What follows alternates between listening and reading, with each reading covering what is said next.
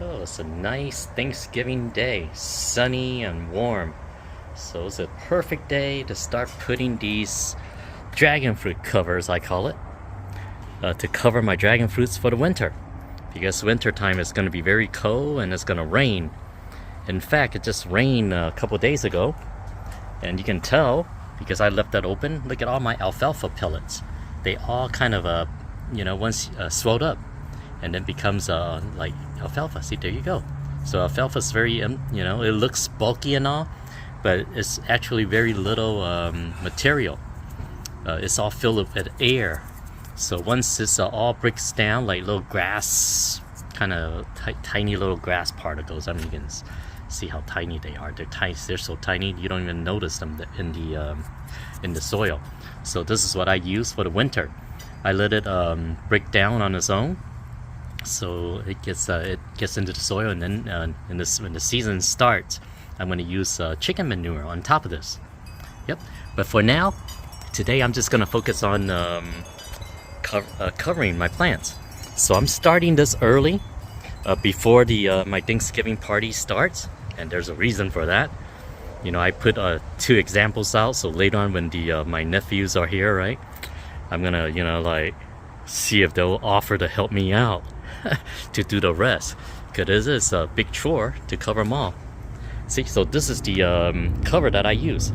So I bought this off of Amazon. You can buy this, something big. So this is more for trees, tree covers for winter. If you look it up, it's like tree winter cover. So it's supposed to be a perfect rectangle, and this was sewn in. But then I used a scissor and cut it out because of the shape of the dragon fruit. There's no way it can fit into this tiny little pocket here. So I opened this up, and now it looks like a bonnet. So I just leave the back undone, or just leave them, still sewn, and then you can put them up like a bonnet like that. See, so this is the back part that I love, and the bottom part is the one that I kind of open up, and then I tie as much as I can. See, like some of the branches that sticks out, it's not gonna look that pretty, but you gotta have something that can accommodate this kind of shape, because something that's all weird shapes, right? So you can't buy a perfect circle or a perfect square and all. See, and then here's the bonnet underneath. See, I tie it down to my hook down here. I have a little hook. See, there you go. So this way the wind doesn't blow away. Now I purposely have the, if this is the opening of the bonnet, I have it facing this way.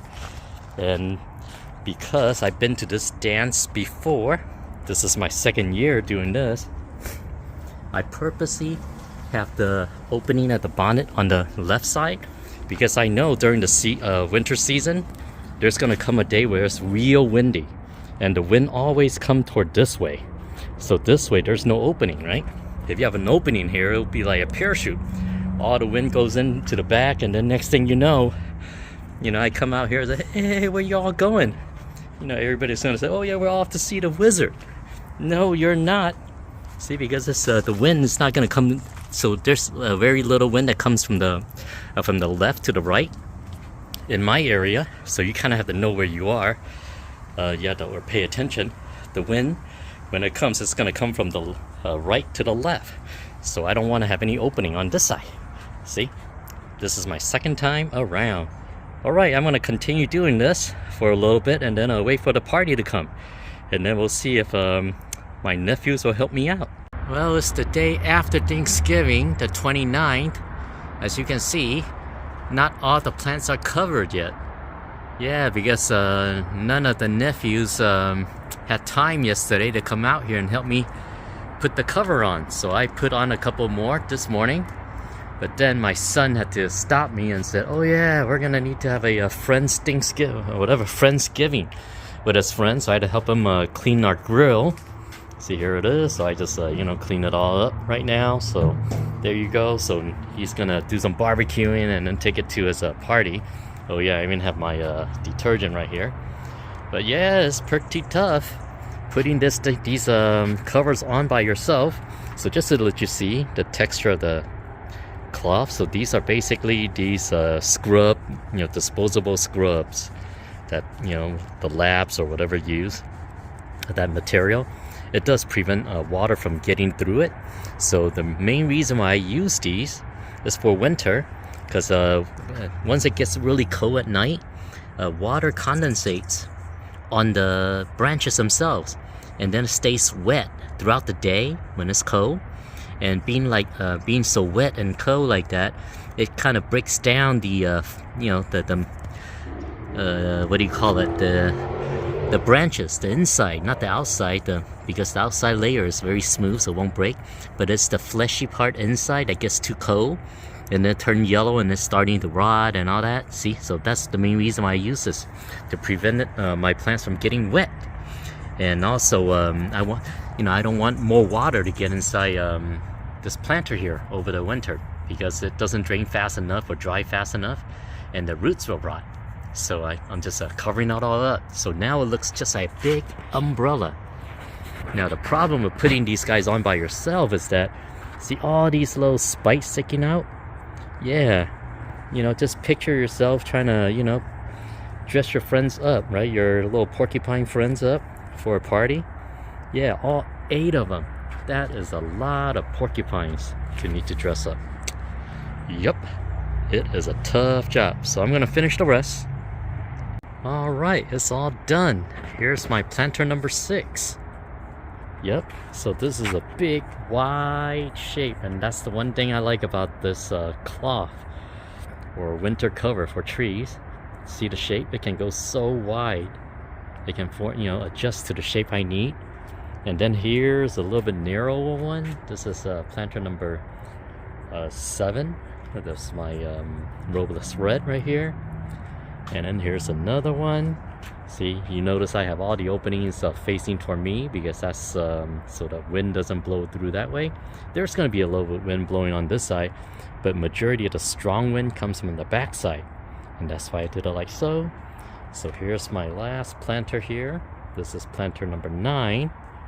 See, and let's see. Yeah, that's the back side of it all. Now I'm not going to put it on my main one right there, number 5, because that's just too difficult to do. And that's also Vietnamese white, and it's a very old plant, so it's pretty strong, so I'm not worried about that. So here is my Charlie's Cosmic Charlie right here, planter number 1. See, so I taper it a little bit, and I basically use a paper clip like this. Because it's cloth, I can just poke it right through and clip it down so that it doesn't stick out this corner. And then same with this one here. So they're all like this. This one, there's a little arm here, so I can't taper it down. So I'll leave it just like so. That's okay. I mean, it's not, this is not a beauty pageant contest here, right? So it's not the perfect fit, but it's okay. So it's nice that they have the spikes on the branches, so it kind of help ties down or keep the cloth from flying around too much. So this is planter number 3 right here. So this is a kind of a small one because I prune a lot of it, so it doesn't take a lot of shapes. So I had to use a couple paper clips just to taper it right. Yeah, so this is okay. Yeah, actually I just to show you, I removed 2 of the plants here earlier. I took out AX and also my Shana. So when spring comes, I'm gonna put a new variety in here, and I haven't decided which one I want to put yet. Yeah. And the reason why I don't put it in right now, the new variety, whatever it is, it's wintertime. It's not growing, and if I put it in here, I'm afraid that it will die because the cold weather and all. See? So here it is, my paperclip trick right here. This one, I'll decide if I need to taper a little bit, but right now it's okay. I want to leave it open so that it kind of covers up more of the rain from hitting the plants. Even my wife's succulents down here, kind of block some of the water, because wintertime they don't need so much water. They're not growing, so let's not damage the roots. And then these 2 back here, these are my bonus plants. I call them 11 and 10. I don't have a cover for them because well, they're not in the circle, so they are outside the circle. That's why I wasn't really planning to have so many pots when I did this, but one thing led to another. So those are my spear plants, I call them. So one of them is the Sin Espinas that I remove right here. This is pot number 10 right here, or 11. I don't remember which one I call it. So all I have right now on here are all Pelluras. So just so you know, this is a Pellura that I grew from a seed. See, that's why it's so skinny. And then this is a Pellura that I bought a plant from, Cal Poly Pomona. I don't think they sell anymore, but still, that's why I bought it. And now this one's much thicker, see? So hopefully this coming season I'll have fruits from this Pellura. So it's much faster to grow them from a branch that you buy. Yep. So there we go. I am all ready for my winter. Actually, all my plants are ready for the winter. So they're gonna stay dry.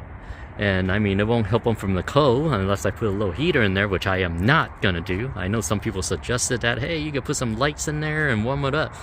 How much electricity is that? See, where I am living here in California, electricity bill is crazy. I'm not gonna waste that much money on this. Worst case, I buy fruits with that money, right? So anyways, let's see how it goes when spring comes.